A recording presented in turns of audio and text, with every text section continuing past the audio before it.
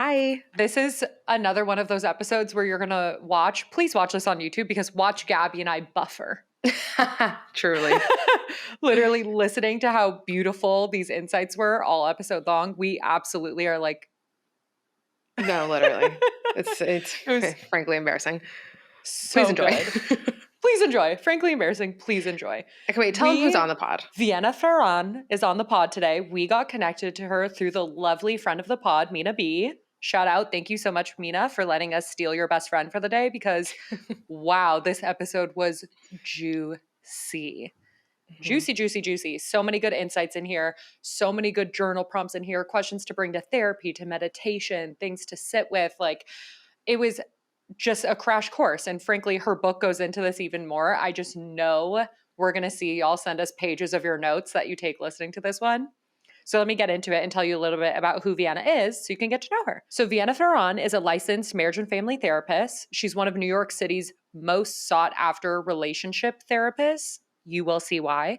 And she's practiced therapy for over 15 years and is the founder and owner of the group practice, Mindful Marriage and Family Therapy. She received her Master's of Science in Marriage and Family Therapy from Northwestern and then trained extensively at the Family Institute Betty D. Harris Center. Vienna has been featured in The Economist, Netflix, Vice, Motherly. She's led workshops for Peloton, Netflix, and others. And her book, The Origins of You, is a national bestseller. And she's also the host of her own podcast, This Keeps Happening, which we get into how to make that shit not keep happening.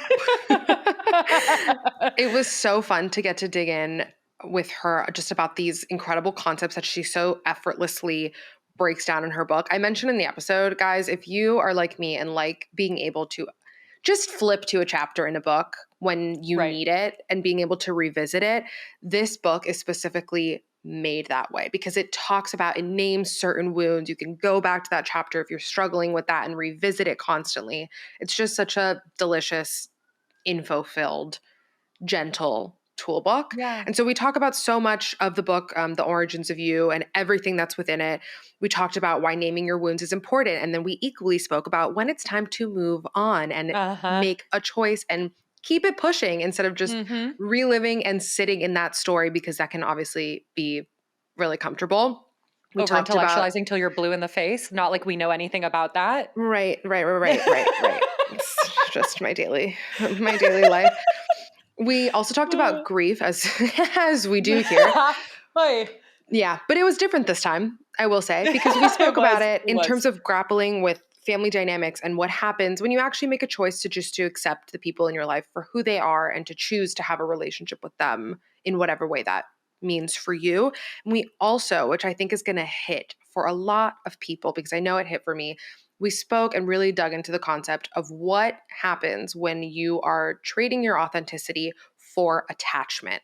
And that can be applicable to any million of different areas in our lives.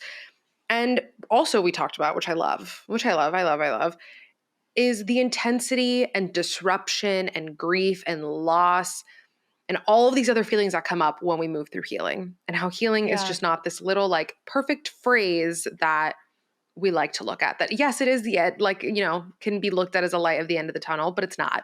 And it comes with a whole lot more.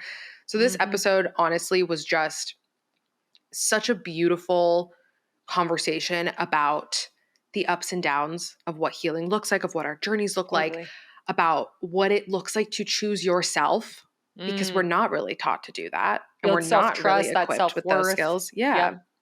Oh, it was the best. Vienna, you're remarkable. You know what else we touched on, which I really love, because we often talk about expansion and expanders and spirituality and manifestation.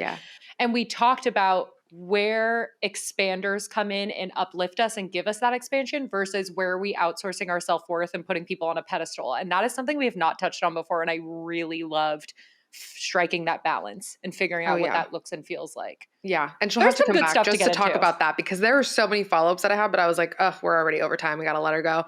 Absolutely. This was a great episode. I'm so excited for you guys to hear it. And please send us messages if you enjoyed the conversation. If you have any follow-up questions, please buy her book, follow her on Instagram. She has the best reels. We're so grateful, Get out Vienna. that journal and pencil and get ready, baby. Yeah. Enjoy our conversation with Vienna.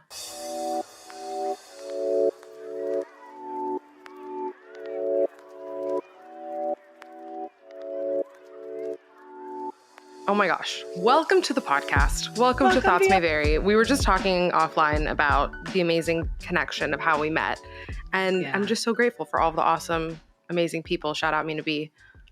In our lives. Shout out Mina B. I know. It's the best, right? When you get the recommendation from someone you really love and respect and admire, and the way the world goes round. So it's so a nice, true. It really is. It's a nice connection to have, but really happy to be here. Giving me the warm fuzzies already. No, seriously. We start every single podcast by asking our guests, what are they currently unpacking? I have my dad is turning 86 in February. And so what has been really present on my mind, and it's been true, like this is actually something that I've thought about for maybe more recently. It feels a little bit more explicit, but I was also the kid who had the older father always. Both of us. So, okay, interesting. Yeah. And we so, get it. I definitely had the oldest dad out of the friend group by quite a bit. My dad was 47, turning 48 when he had me.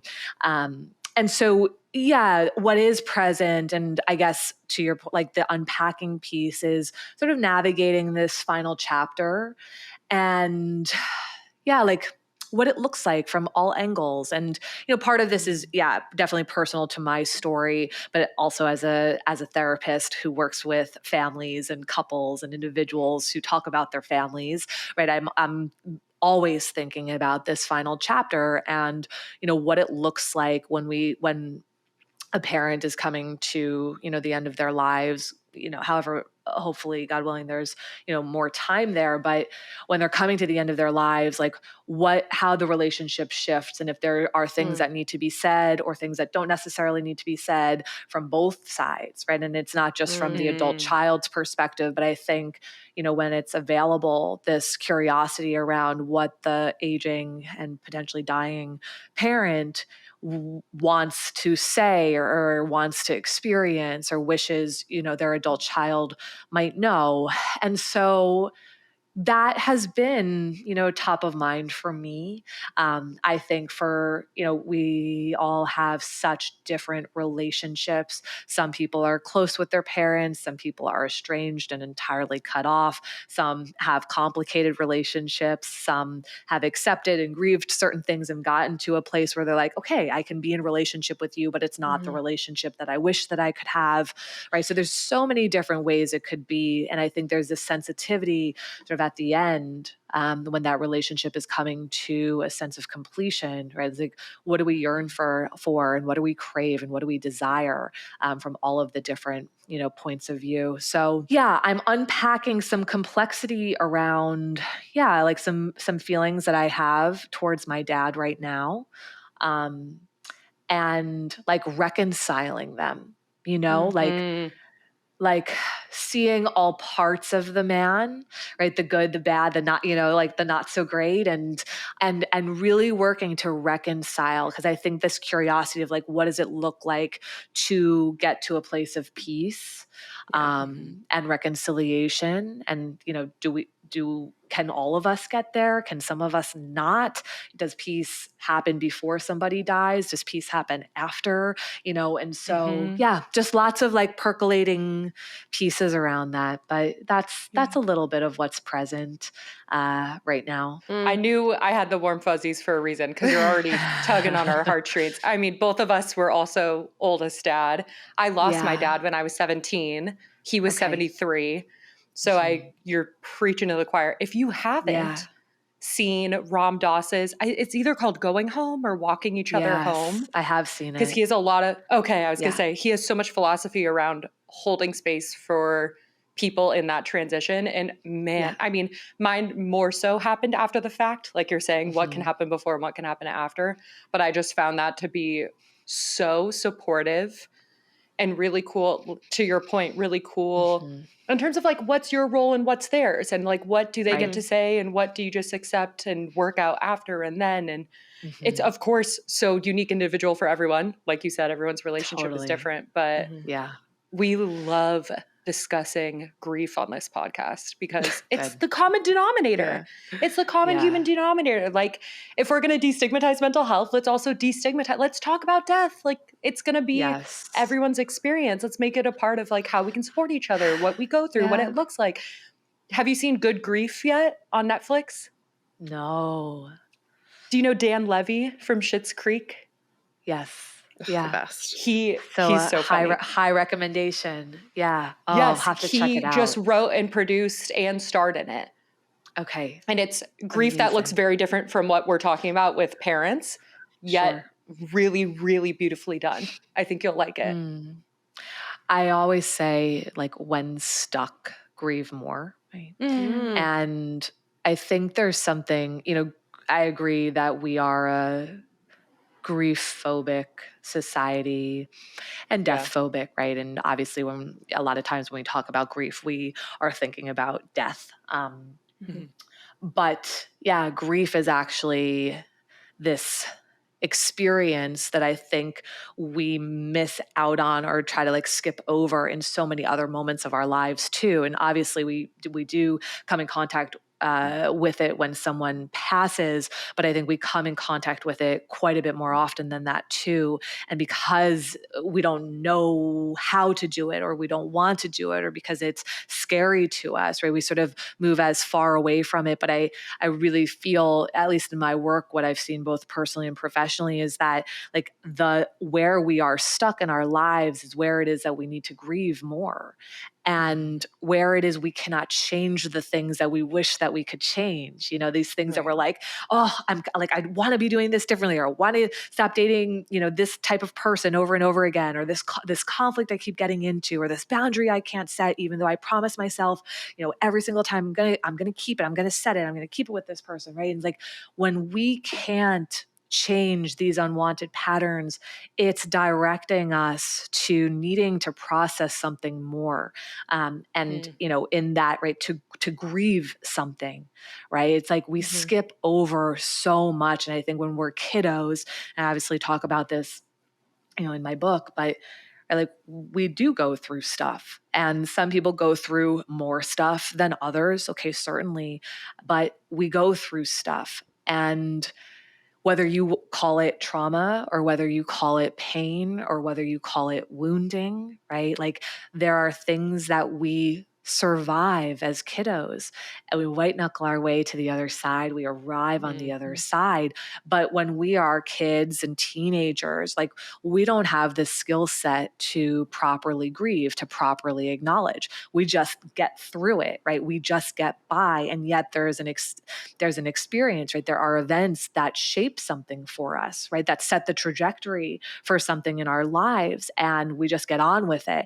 And I think this like work that we're doing now as adults, right, is like turning back. And I know it can be scary to turn back because we don't want to like unpack Pandora's box and we don't know what we're going to find. And we just want to keep our eyes moving forward on the prize in front of us.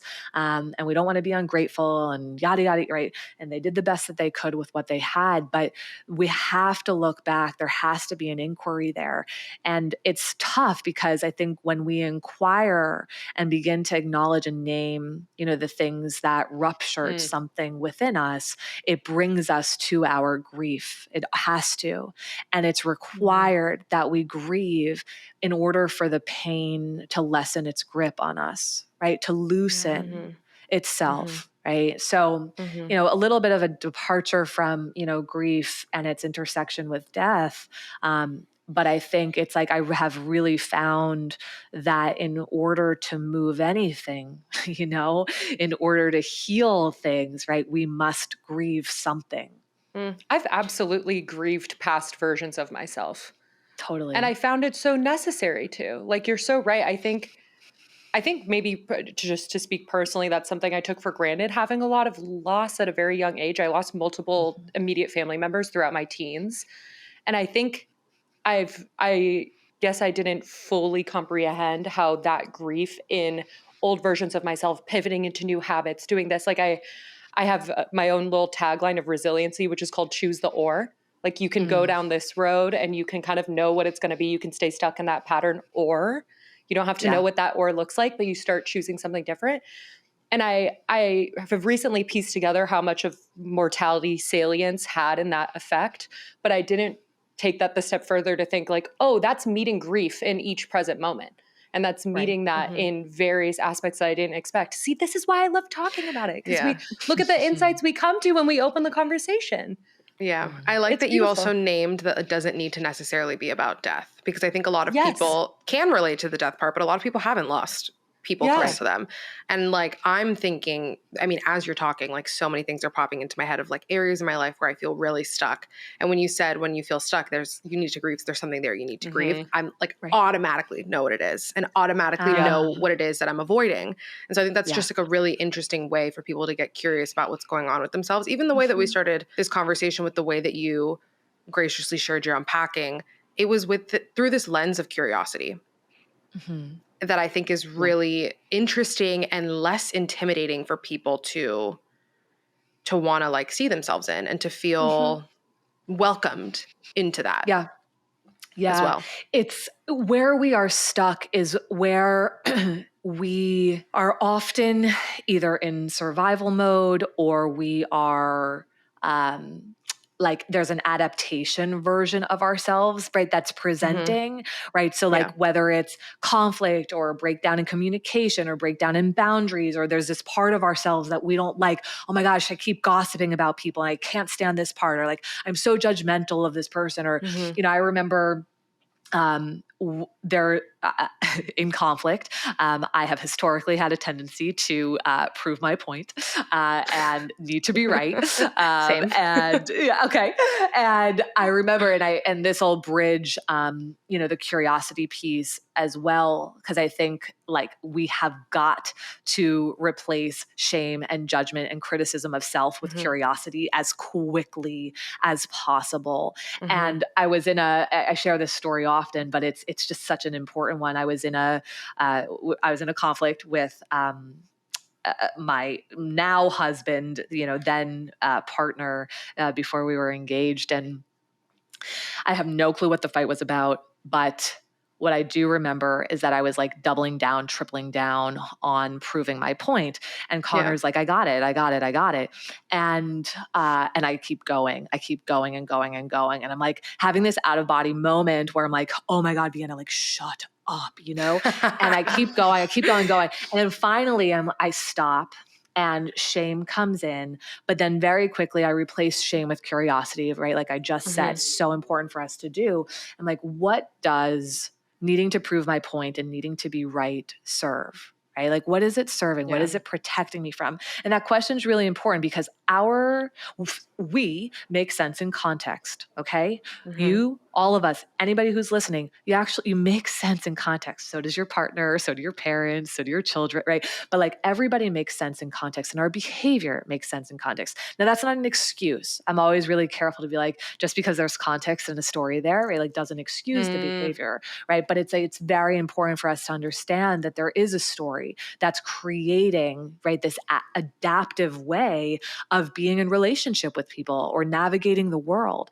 And when I brought curiosity forward, you know, it brought me back to my childhood. I grew up, I'm an only child. I grew up in with a mom and a dad. They went through a 9-year divorce process. There was a tremendous amount of gaslighting and manipulation and psychological abuse and paranoia and emotional flooding and highly, highly, highly conflictual relationship. And, you know, my dad was masterful at being quick with his words and making my mom, you know, second guess, you know, truth and reality and all of that. And I remember, being an observer of this and really watching this firsthand and equating proving your point and being right, which my dad could do so masterfully, with being safe. Because the alternative was that if you couldn't prove your point and you couldn't be right, then you were unsafe, right? You were paranoid. You couldn't keep track of things. You were disconnected from self. And the moment that I made that connection, right, there was so much more compassion, grace for myself. The reason why I share this, one, to prove the point of like why we need curiosity over shame and criticism, but two, because the things that we do, right, the behaviors, the parts of the self that we see that we're like, can't stand that. And like we are super critical of it. And we're having a trouble changing them is where the grief has to come, right? And it requires witnessing too, because I needed to witness the little girl who had to watch over and over this dynamic play out. And I had to grieve, right? Just the authentic expression of emotion. Grieving doesn't mean that I have to be crying or, hysterical about something. And right? Like grieving is just the authentic expression of the emotion that is present when I witness something in its entirety, right? When I see it, right? When I allow myself to connect to it. And so to me, it's like, again, this piece of like where you cannot change something in your life, where you feel stuck, these unwanted patterns that you notice, right? If you can bring curiosity there and look at the origin stories, right? If you will, it's going to bring you to something that needs to be witnessed and something that needs to be grieved. The beautiful part, right, is like, I can't just continue on in my relationships, proving my point and needing to be right. That's not going to get me very far, right? So there's a need to change something, right? But like, I could not change that part because it meant safety, quite literally for me, right? I couldn't change that part until I dropped into the witnessing and the grieving. And that's, again, the point that I'm trying to make here is like when stuck, grieve more. When the unwanted patterns can't shake, grieve more. Picking up what you're putting down today, because I recently co-hosted a digital group therapy session with the Mayfair group and My Wellbeing. And it was very much like new year, same me. And the whole, everything we came back to was approaching with curiosity and really getting curious about yourself and non-judgmental and giving yourself that space. But when it comes to grief, whether it is a death or whether it's, a trauma or an old version of yourself, like when it comes to sitting with that more, when is it okay? I guess because I'm thinking about the new year and balancing meeting yourself wholly where you're at right now with also wanting to improve. When is it okay to just never get over it? Or is it okay to just not get through it? Yeah, I think there's like this idea of getting over something or getting through something. I think that we grieve as many times as we come into contact with the thing. And sometimes that thing might present one day and then it might not present for a decade. But 10 years later, something happens and you are, I don't know. I mean, I'm thinking like a traditional sense, but like, you lose your father and then, you're maybe walking down the aisle at some point and it's really present for you that he's not there. Or, it's like, and so it's not that it's necessarily that like the grief is going to be in every moment forever and ever and ever, but that it will show up in moments where you're walking down the street and you see a father and daughter together and something about it activates something within you, right? And so I don't think the goal with grief is to get over something. I think it's to be able to be in relationship with it differently and that there's an evolution with it, right? That happens over time and that there is a capacity in us as the human being to be able to hold it when it needs to present itself to us, right? And, hopefully we all have a lot of life left here. And in that, right, all of these moments, these moments that do hold grief for us are going to represent themselves in ways that maybe seem obvious to us, where you could say like, I know 20 years, like this is going to suck. This is going to be so hard for me to have this moment. And then there's going to be all of the ones that are super subtle that we know nothing about because they're just going to hit us from left field.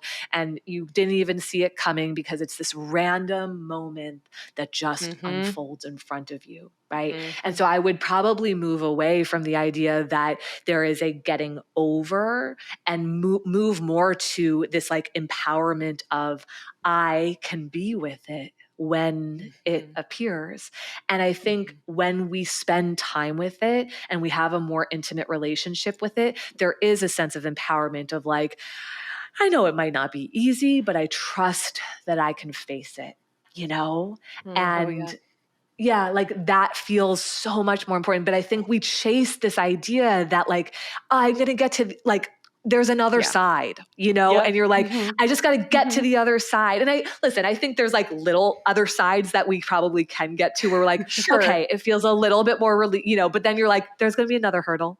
there's going to be another one down the road there. Right. And I think the more that we are aware of that and capable to face that, right? Like that is us then like, okay, life is sometimes hard and there are going to be things that are deeply confronting to us.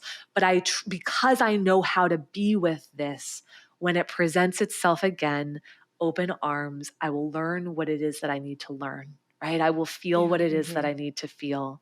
And that, maybe that sounds like, oh, that's nicely packaged. And, it's raw and rough and it tumbles a little bit more than that. But I think there is something to this like sense of self-trust of I can face this and I will face this. Yeah.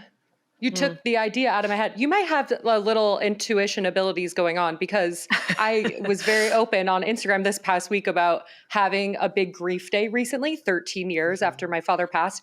And I eloped like 3 months ago, and eloping kind of brought up more sensitivity towards him in general recently. So you got a little psychic intuitive thing going on today, Vienna. But I also immediately, while you were speaking, went to that self-trust because whether it is grief in this death sense or grief in terms of working through some sort of trauma or trigger and meeting yourself on the other side and accepting what it is and still getting to those small hurdles. Like a lot of that feels like developing the self-trust to know you can meet the grief in the present moment whenever it comes back up and knowing you have the tools.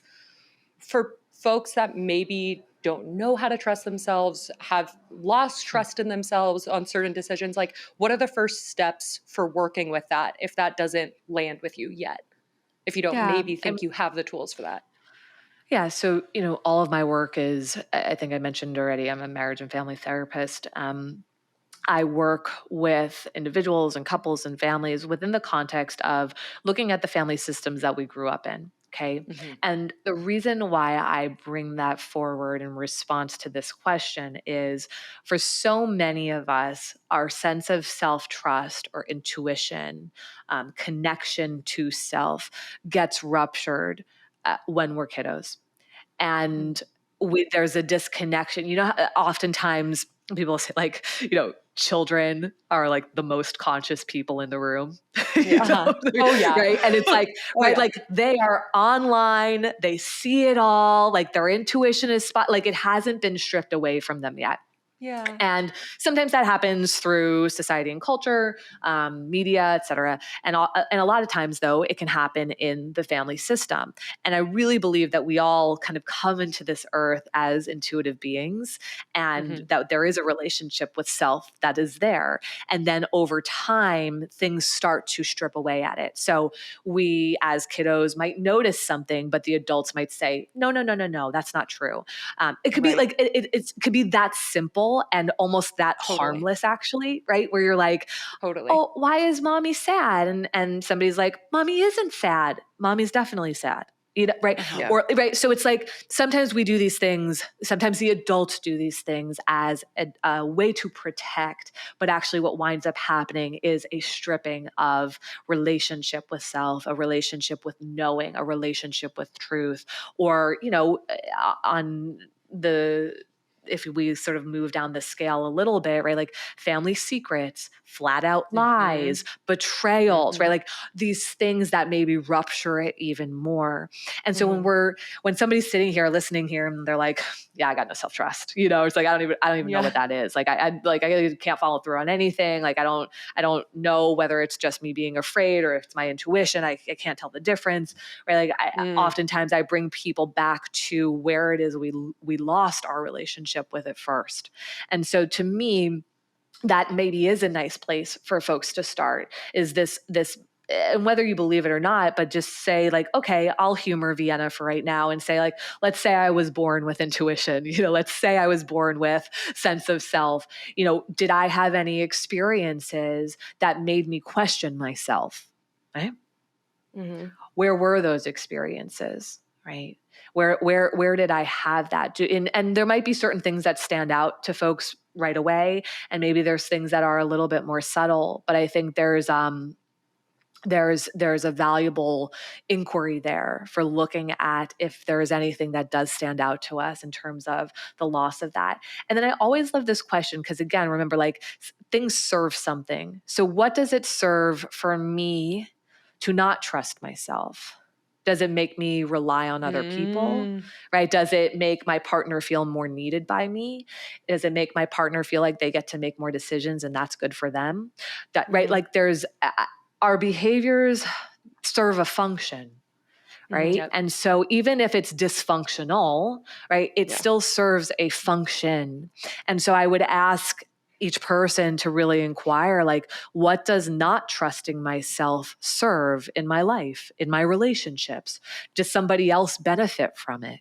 Right. And begin to inquire about that, because sometimes it's like, you might sit here and say, well, I want to have self-trust. That sounds like Right. the right answer, but if you look really closely, if I have self-trust, does it mean I have to leave this relationship? If I have self-trust, what's the consequence of that? If I actually started to listen to myself, shit, what does that mean for me? Right. And so I think we have to remember, I'll keep saying it, right? Like, there's a function to it.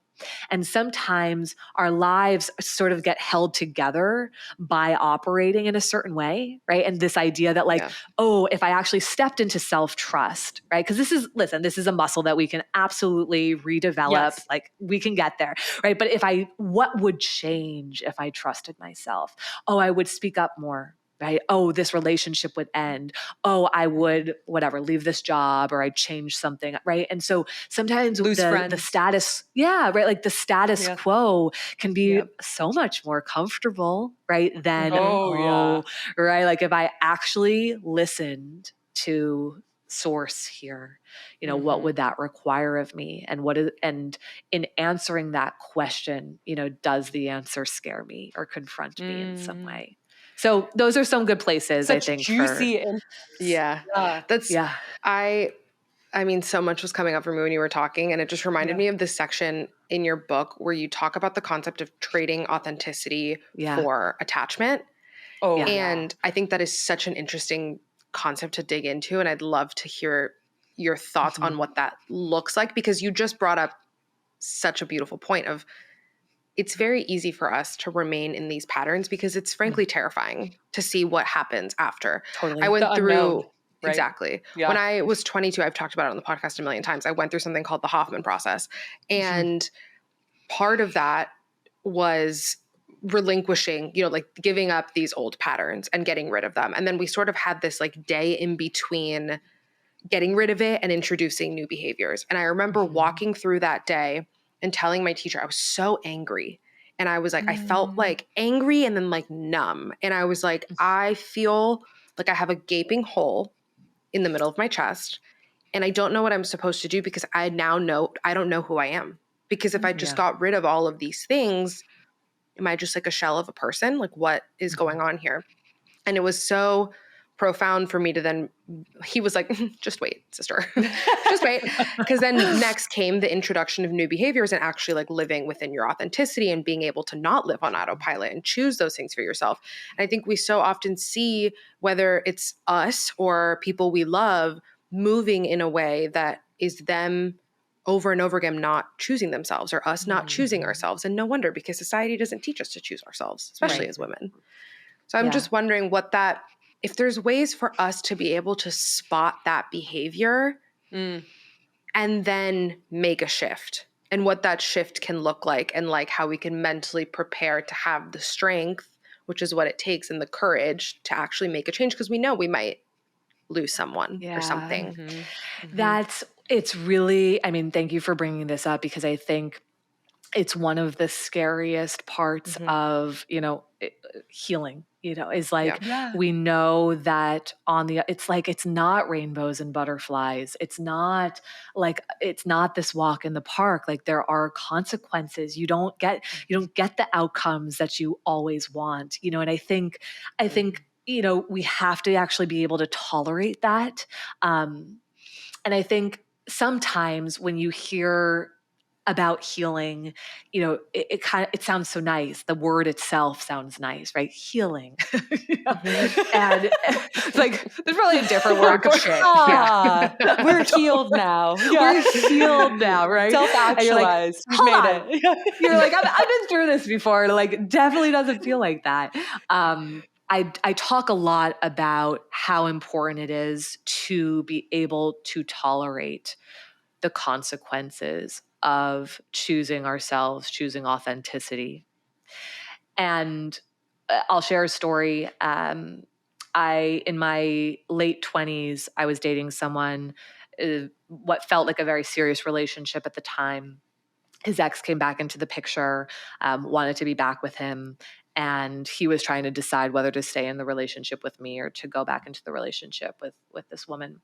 And cue my like people pleaser, fly under the radar, like therapist. I can understand all context, so this must be so hard for Oh yeah.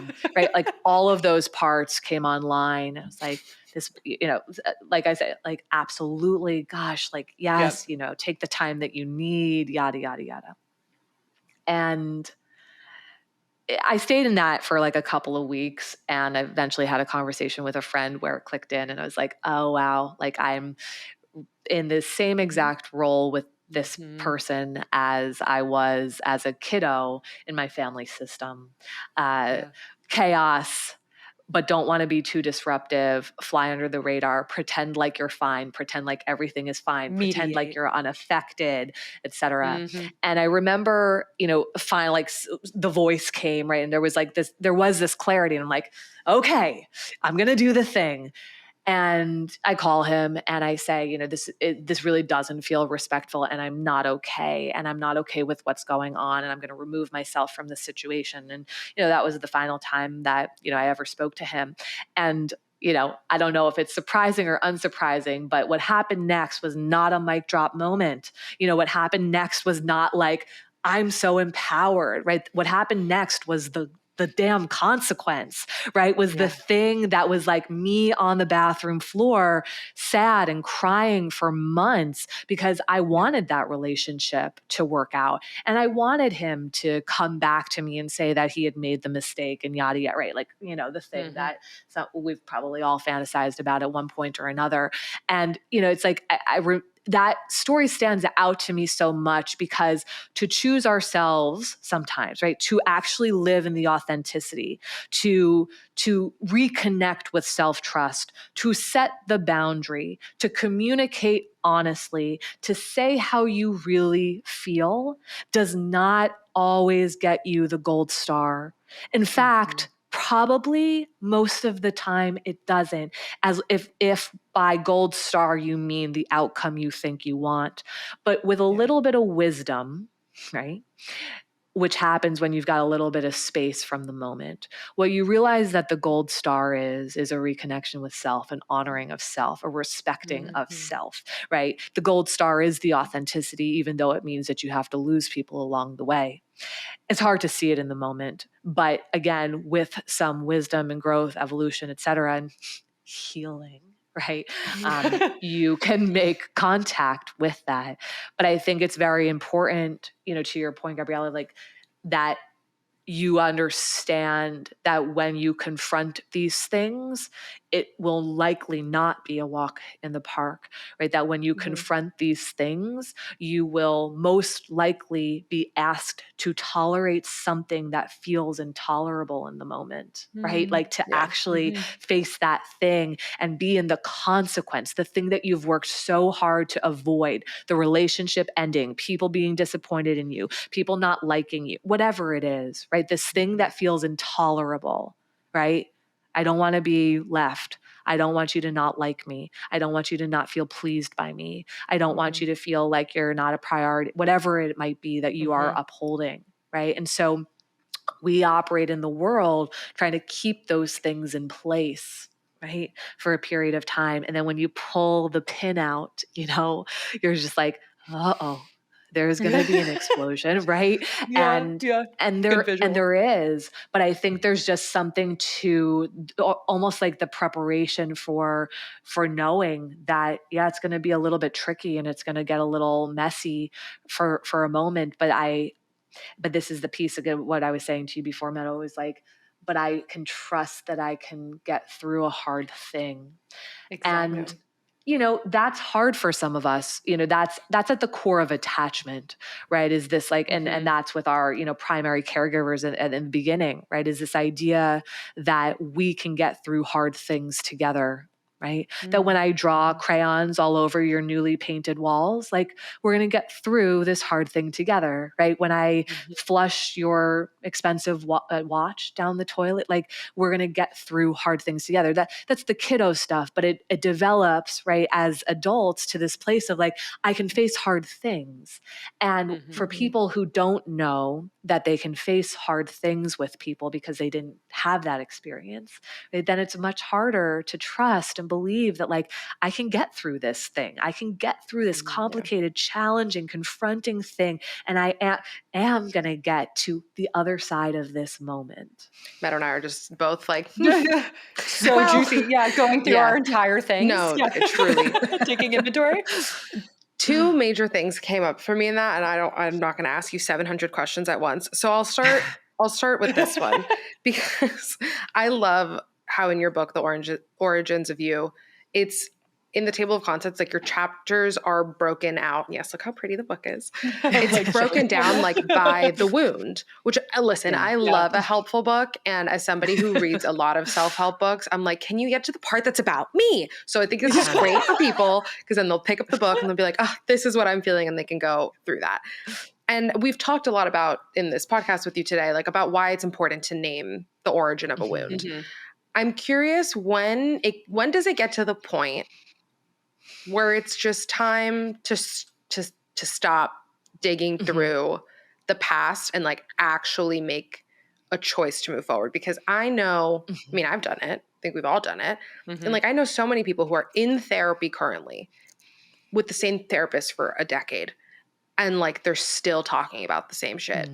And I'm like, okay, it sounds like you don't want to make a choice to move forward because this is comfortable and it's easy to like point fingers and blame and be like, well, they did this and this is what happened in my childhood. And like, whether it's the blame game or whether you're just living in the self-awareness hell where you have all this information and you're like, shit, what do I do? When does it get time to just, you got to take the step? I love that, self-awareness hell. I need to use that.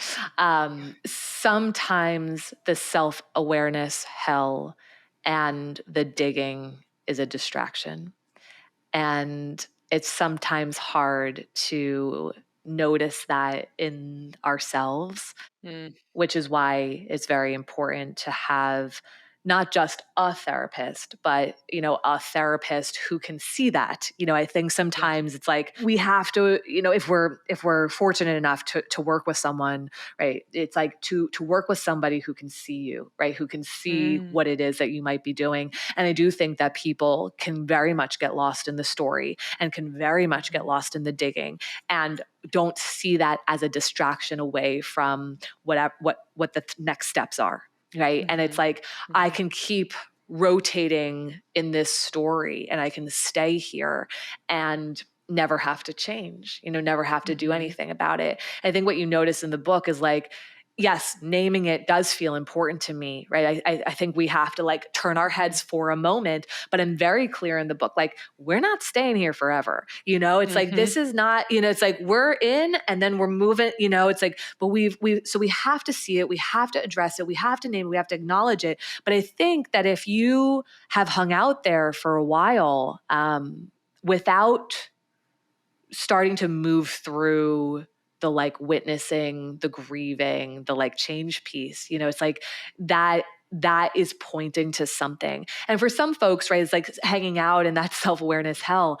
It's a part of their identity. Who am I without the story? Yes. Who am I, right? Like what happens to me if I do change, And again, going back to what I was saying before, this idea of like the behaviors serve a function. So if I'm hanging out here for a really long time. And listen, that's subjective. Like I don't necessarily want to say like it's, 6 months or a year, but it's like Right. to ask yourself the question of what does it serve for me to still be here? Right? Like what is the function of me still being here? Well, it allows me to stay pissed at this parent, or it allows me to have good stories to tell to my friends, and that's what is entertaining to them. Or it'll, it could be endless things, but I think, 10, and I don't know if you're exaggerating, but, 10 years is a real, like, that is objectively a long time to not notice shifts and changes, and to step into the driver's seat of your own life. And I think it's like, I say, we can be victims, of course, to plenty of things that happen in our lives. But there is a point in which, it's like, yeah, the storyline can be this thing happened to me. Okay, 100%. But if we stay in the victim position only, you can't heal from that place. Not victim shaming, not victim blaming, right? I know this is a touchy, right? But it's so important to heal, right? So like, yeah, you can absolutely 100% have been a victim of something, okay? And if you only, not sometimes, right? Because sometimes we have to move in that space, but if you are only right in that position, right, there can't be a healing growth from that place, right? So it's okay, we have to slow into that place. There's a lot that has to happen there, okay? But if we hang out in that place, if we only spend time there, right, then there isn't a place for movement. Right. So it's like, again, it kind of brings me back to that question of like, okay, I've been here for a long time. What does it serve? What is the function of me staying here? Right. And what is that blocking me from? It's a confronting question for people.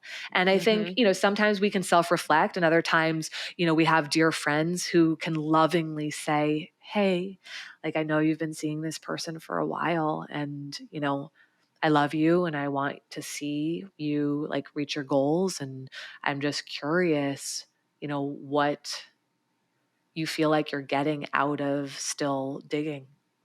Like, what are you looking for? What are you trying to find there?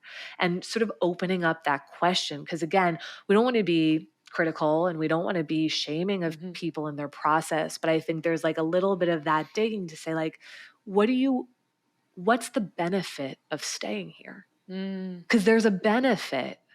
Right? There's a benefit of staying, even if it's dysfunctional for the person, right? But it's like, there's a benefit in their experience for staying there.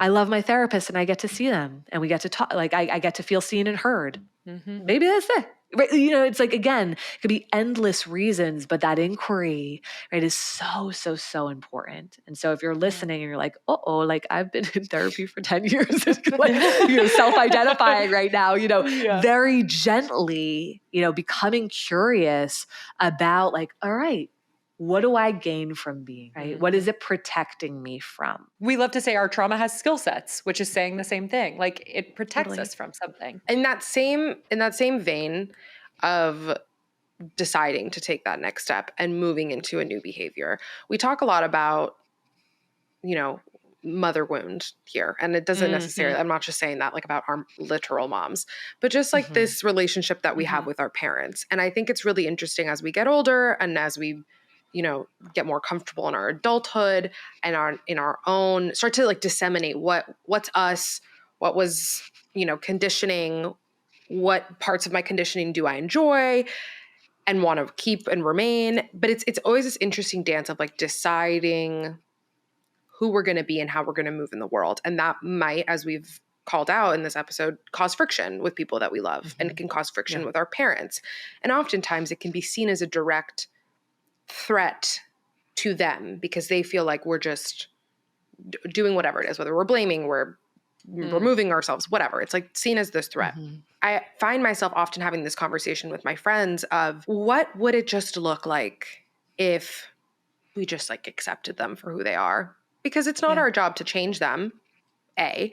B, that's probably not going to get us anywhere but cause more friction and bigger gaping holes in the relationship and distract you from what's going on in your life. So what would happen if we were to just accept these people for who they are? And, even as you were talking in the beginning about this relationship dynamic with your father, which I really relate to, of just like getting to a point where you're like, they're not going to be around for that much longer. Let me just enjoy this time. And like where I don't know, it's just an interesting thing that I feel I talk a lot about with people, and I hear people talk a lot about, but then don't often do because we want to please our parents. So I wonder, like, from your perspective, what that could look like in just choosing to have a positive relationship, at least from your end, with a parent when they're not going to change. Yeah, it's a great question, and it's a hard one, because I do think that ultimately the path is one of acceptance. Um, and acceptance doesn't mean that we necessarily have a relationship with them, or that we're close to them, or that we even like them. It can mean that, but it doesn't have to. There is something really important about getting to a place where we no longer need to change them and work tirelessly at getting them to change, or getting them to be the parent that we wish that they could have been, or they could be right now. And I think so many people spend a lot of years trying different things, trying to like get the parent to acknowledge the thing, or get the parent to apologize for the thing, or, get them to operate differently. And sometimes we write them letters, and sometimes we say it really kindly, and sometimes we scream it at them, or so, whatever it might be. And, ultimately, I think there is this place of like acknowledging that there is something unchangeable here. And I don't say that like, obviously people can change, but it can only come from them. And this idea that I'm going to somehow convince you or inspire you to create the change is a spend of time, I think, that is often, wasteful for us.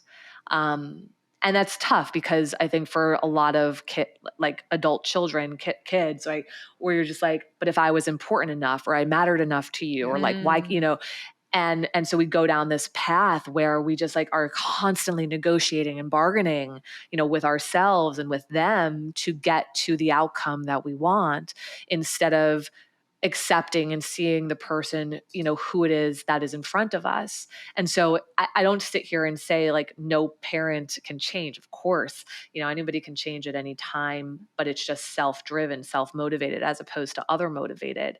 And I think as adult children, it's like there's a deep connection to, if I can get you to change, it means this about me. You love me enough, you care about me enough, you prioritize me enough, et cetera, et cetera, et cetera. And, and guess what? There's grief in that too, right? That's like, this is, we hear people talk about like, grieving the fantasy of the parent that you wish you had, right? And yeah, there's grief there that we don't have the relationship that I would exactly like to have. And that might be true for the parent as well.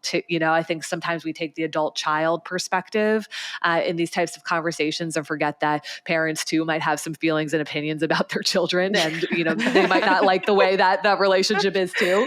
How dare they? Yeah, how dare, right.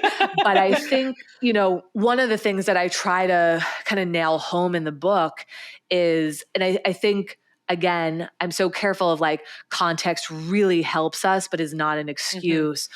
There's an exercise at the end of the book from a psychotherapist, researcher, Michael Kerr, that says, think of your mother as your grandmother's daughter, and see how the perspective changes, right? Yeah. And I love that, not because we're here to make excuses for people's behavior, but because it's valuable to remember that we were all tiny humans in complicated family systems that have layers and history to them.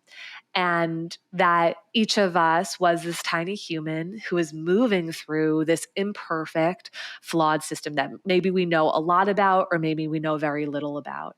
And I think sometimes when we kind of hold that piece and then we remember that like their behavior serves a function, as does mine, right? Like, and you start to pull these pieces in, right? It's like we realize that we are humans who are walking around either trying to protect ourselves, right? Which is where we can oftentimes be stuck, right? And unmovable, unchangeable, right?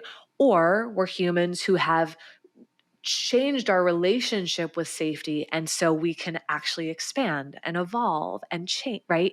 And so when it doesn't change the sadness, it doesn't change the grief of like, oh, I can't have the relationship that I wish that I could have, but I think it can change the tune around it. And so, I think the goal, going back to your question, is maybe probably getting to that place of acceptance with each person deciding what that means in terms of like what the actual relationship looks like in the day in, week out.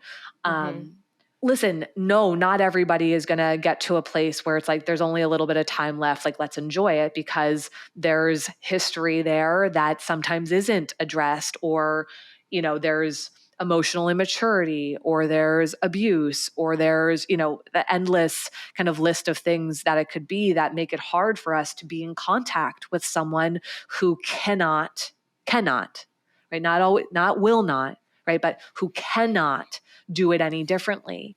And so I do think it's a personal decision ultimately, right? To decide like, in what way do I want to be in relationship with you?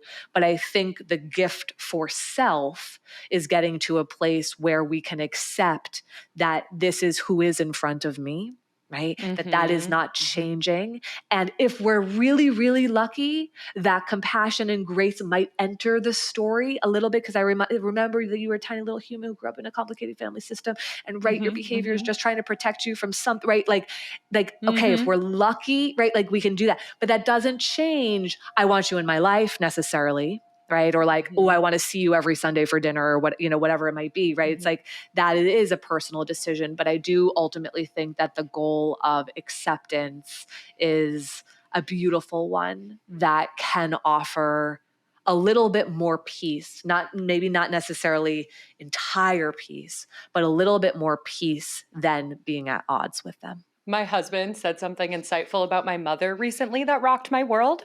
And I was walking around with her, and she was just like making little comments. And in my head, I was like, ooh, that's judgmental. Ooh, that's where I get that from. Oh, I don't like that.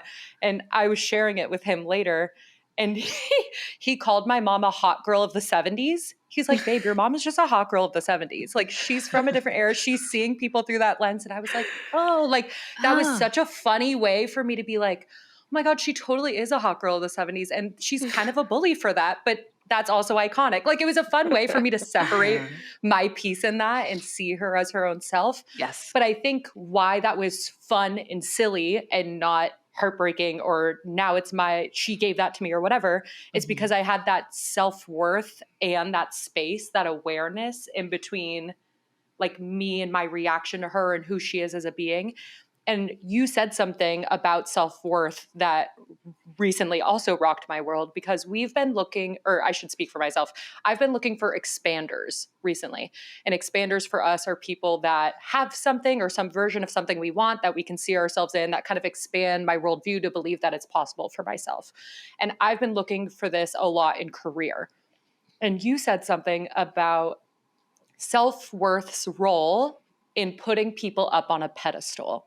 And I, since hearing that, have been grappling with the balance between this expansion and looking up to someone and seeing something for myself in them that maybe shows me a path that it's possible for myself, and where that leans too heavy into where am I losing my self-worth by putting them on a pedestal. So I'd love to hear you speak more to that, because that balance I've been grappling with ever since hearing you say that. When we put people on pedestals, it's not an expression of what we feel about them. It's an extension of like a lack of self-worth for the self. For us. Yeah.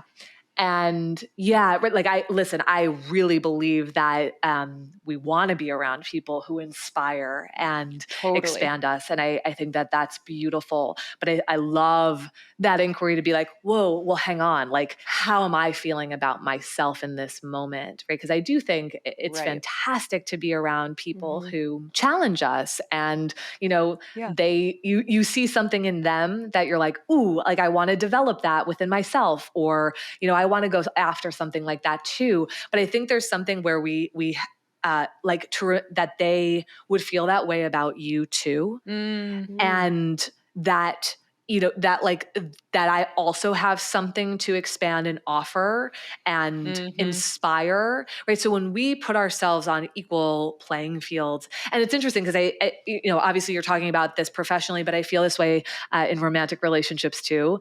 Totally. Like this idea that both of us feel like the other one is just like slightly out of our leagues. And like this, right? That this idea that you both feel of lucky. us simultaneously feel lucky, right? Yeah. And that's the piece, right? Is like, we're right here with each other and we both have something that the other one's like, wow, how'd I land that? And that I think is like beautiful about friendships too. And it's, listen, I run workshops and retreats, and I'm always struck, but no longer surprised when, the 70 something year old and the, young 20 something year old get partnered for something. And, by the end of the workshop or by the end of the retreat, they're like, I didn't think I was going to have anything to learn from this person, and I couldn't have been more wrong. And the reason I bring that up is because I think sometimes, we can have mentors or we can see people who are way further along in life than we are. And so because of that, they maybe have accomplished certain things that like we just don't even have the opportunity to do yet. And yet that relationships should still have reciprocity, right? It should still have like, even this young 20 something year old is going to be able to offer this 70 something year old this beautiful perspective in a way that they didn't even know that they needed, and so absolutely. Kind of back to your question, right, is like, yeah, beautiful, be inspired by people. There's incredible humans inspiring people doing amazing stuff constantly, but to not let that be about putting yourself down, right? And to be very mindful of that, right? Is that like we have to pull ourselves up and we have to see ourselves in that way. And if we're struggling to do that, there is an inquiry there as to why do I not feel this way about myself, right? What has stripped away my sense of worthiness or my sense of value, or what has determined it in the past, right? I talk about this in the worthiness chapter, right? But it's like all of my performers and pleasers and caretakers and perfectionists, right? Like hands up, right? There's a condition there. Your worthiness, your value, right? Is conditional based on performing, pleasing, being perfect, right? Getting the straight A's, being a fantastic athlete, making jokes at home and being the comic relief, whatever it might be.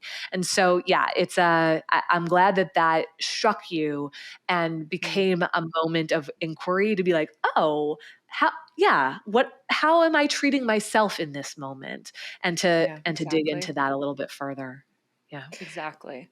To end today's conversation, I wanted to talk to you a bit about your closing chapter, making it stick. And I know we already talked about what you call, I have it here, what you call the twin demons, repetition and opposition, of like what happens when you don't actually step into the knowledge that you've learned. What does, and you call it integration in the book, what does that look like? What does that feel like? And how can people identify it when they're living it? Well, I do think it feels like authenticity, but in order to get there, this is, when we were growing up and you're like, 5 steps to get Oh, God. Yeah. Right. It doesn't work like that, my friends. Okay. Yeah. So like it's messy. You're doing a do-si-do. Like some moments it's forward, some moments it's backwards. And so we've got to like bring the bar down really low here. I walk people through an origin healing practice. And I really believe that like when we do the naming and the acknowledging of the pain, and then we do the witnessing, and then we do the grieving, like that's the thing that allows us to have more self-awareness, more relational awareness, more inquiry with self, more curiosity, right? Like, and so when we do that, we start to expand the space between stimulus and response. The quote that's attributed to Viktor Frankl about like between stimulus and response, there is a space, and in that space, right? And it's like when we start doing this work, we understand ourselves better. We recognize, ooh, like I got activated in this moment. I'm about to like go off on this person. Or for me, it's like, I'm going to prove my point and I'm going to tell you how it is. Right? But because I know myself so well, and it doesn't mean that I never do it, but because I know myself so well, because I am aware of my origin stories, because I have the context, right? Because like then the space widens and there's a moment, right, where like I can catch my breath as opposed to like I went from 0 to 100 in like a millisecond. The second expands for a while. And in that expansion is choice, right? And in that choice is an opportunity to do things the same old way that get us the outcome that we know, what is familiar. Or there's an opportunity to choose growth and healing and expansion. And again, I don't say this like this is all it is, and right, like this is hard work and it takes a while, right?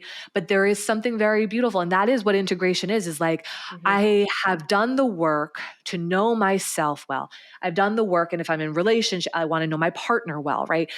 We've done the work to understand these pieces, and in that, right, we have these moments where I have a choice of going to what is familiar or going to a place that is new. And knowing that like if I choose this place that is new, right, that if I choose to open my mouth and speak up and share something that I normally wouldn't, right, I'd be an active communicator as opposed to passive aggressive, right, that like I'm going to walk us to a different outcome. And so I say, knowing is not enough. And it's true. You could know why you do all the things you do. I'm this way because da da da da da da da da. You could know the whole story, frontwards and backwards. Knowing is not enough. Doing has to intersect with knowing. And that's where the integration piece is that we have to become accountable and responsible and take ownership for our choices. And there are things that definitely happen in our lives that force choices and adaptive strategies and coping mechanisms. That's where the accountability piece comes in. And so, it takes some time, certainly. That's why I say lower the bar. You don't need to have high expectations for yourself, but you do need to recognize this and practice it over and over and over again, and the muscle will grow. Everything you said today, like all those little practices, every question you asked us, all the inner work, all the choosing, it just creates that awareness, that like loving awareness to yourself to make that space to choose the or. It really is what it is. It's so well said. I can already see, Vienna, the pages of notes that our community is going to send to us after this episode because they be taking notes. Like I already know this has just been the most valuable, delicious, juicy conversation. I'm so grateful to have been connected with you. Shout out Mina again, because now we're all friends. Like this was so, so wonderful. And I just encourage anyone that how much this landed with you, because I know there's going to be pieces in here that land with everyone. Like, please pick up Vienna's book, because this only gets even better into everything we've been talking about today. So I'm so grateful for you. Well, thank you. Thank you for being here. Thank you. Of course. Thanks for having me. This was a wonderful conversation. You guys are great.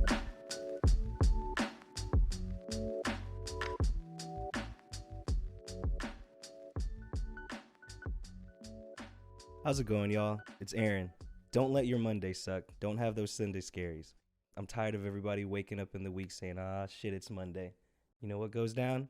TMV releases every week on Mondays. Make sure you rate and review wherever you get your podcasts. And if you're watching YouTube, yes, TMV has a YouTube. Be sure to subscribe and ring that noti bell and never miss a thing. And also, join the TMV Familia by joining the Thoughts May Vary Patreon and by following at Thoughts May Vary Pod on Instagram and TikTok. Thank you for listening. Great. There you go. Thanks, AB. Got y'all.